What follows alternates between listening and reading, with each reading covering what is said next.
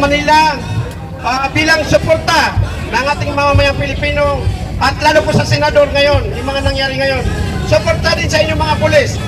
Basta huwag niyo lang kalimutan na nasa demokrasya ito ng Pilipinas. Huwag nating galin ang mga kababayan natin doon sa ibang bansa. Kung may problema man tayo, dito natin, may korte natin dito, mayroon tayong Supreme Court, mayroon tayong demokrasya dito. Bakit pa natin doon sa ibang bansa? So, nandito po tayo. Suportahan po natin ang ating mga senador na hindi tayo papayag sa impeachment. No impeachment, Sara! Kailangan natin yung mamumuno sa atin dito mga sambay ng Pilipino para sa ikaw-ular, may pagmamahal sa sambay ng Pilipino dito sa Pilipinas. Actually, nandito po ako, mga kababayan ko ng Philippine, from Bangsamoro. Ako po ay isang appointed ni Tatay Digong nung siya po ay presidente. First parliamentary na Bangsamoro dito sa Lanao del Sur, dito sa Bangsamoro ay na-appoint ni Tatay na Maranao.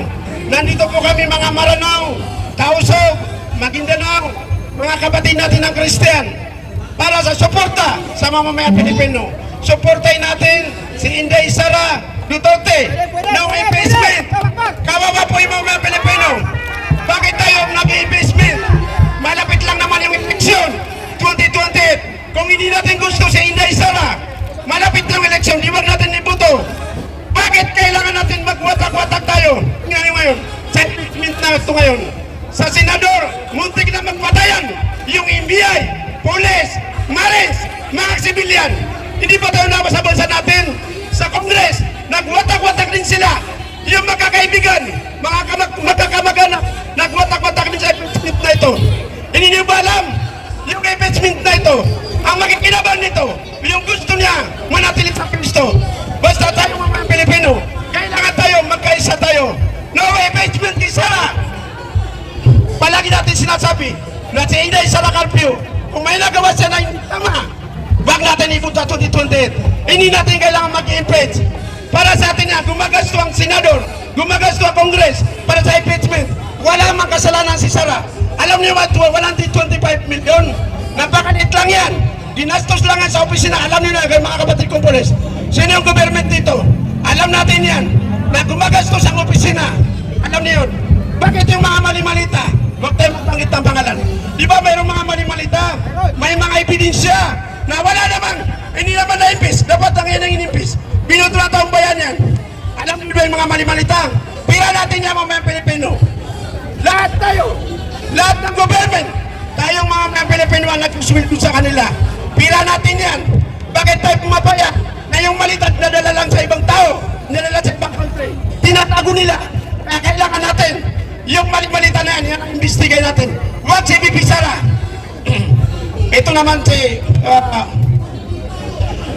si Bato. Kung may problema kay Bato, mayroon pa tayo korte dito. Mayroon tayong mga artist dito sa bansa natin. Mayroon tayong judgment. Mayroon tayong demokrasya. Bakit natin nadalhin sa ibang bansa? Nagsasalita ako dito para sa ating mamamayan. Kahit sinong presidente, kahit sinong general, policeman o sundalo, tayo mga Pilipino, pag nadalhin tayo sa ibang bansa, papunta rin tayo sa lansangan para maglali. Na huwag yung kasama natin, Pilipino nadalhin sa ibang bansa. Kaya lahat, huwag tayo mapayag na yung tayo mga Pilipino nadalhin sa ibang bansa. Ano ba tingin sa atin? Wala ba tayong korte? Nandiyan kayo mga polis namin, nagpapasalamat kami sa inyo. Nandiyan kayo, di ba? Hindi ba may korte tayo? Nandiyan kayo kung may gumawa ng masama, pupulin nyo. Dalhin sa korte. Bakit natin uulin si Bato kung nadalhin sa ibang bansa? Hindi rin natin malalaman. Pag dinala doon si Bato sa ibang bansa, kung may kasalanan man siya, wala. Dito tayo, sa ating bansa, para alam natin kung tama ba yung mga binibita kay Bato o hindi. Hindi ba totoo? Hindi. So, kailangan natin magkaisa tayo. Bilang galing ako sa Bangsamoro, dala-dala ko po na bandila ng Bangsamoro. Inihiling po namin sa mamamayan ng Pilipinas, sa Congress, sa Senate, BBM, any government, mga police, military, NBI, na magkaisa tayo. Bakit tayo nagkakamatak-matak? Dahilan ba sa sinasabi natin na dadalhin si Bato sa ibang bansa? Huwag tayo pumayag. kayo mga NBI, kayo mga polis, sundalo, kung gusto natin may kasalanan si Bato, may korte tayo. O maglimandatan sa kanya, mag-file tayo ng kaso dito sa Pilipinas para makita natin kung may pagkakamali wala.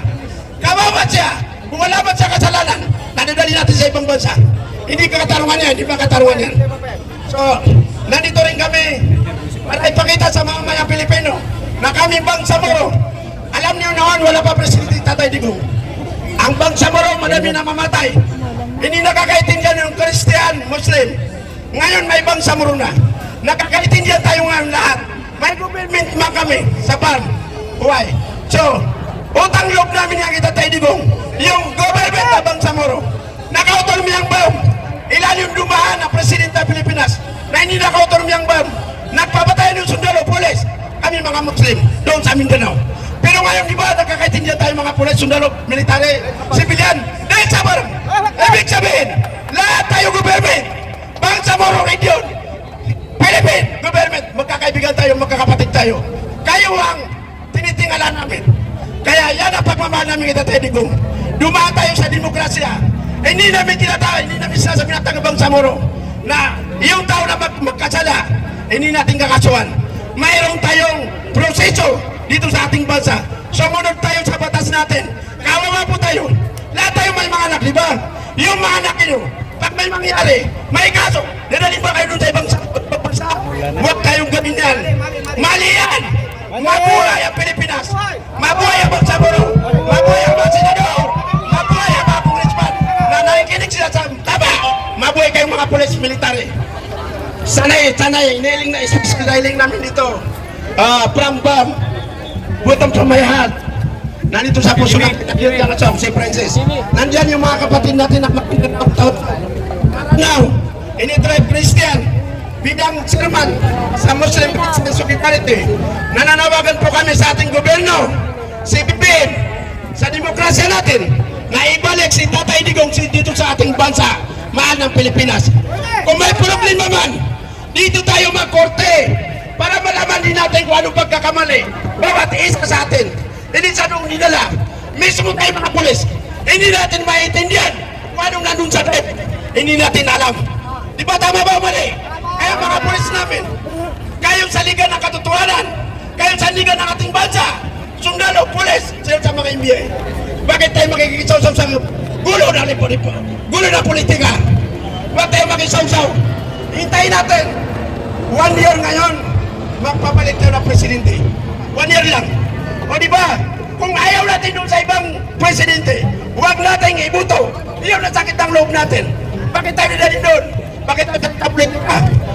Thank you very much sa Isala, mananalo si NDP Sara, Vice President of the Republic of the Philippines, sa kaniyang mga ploy.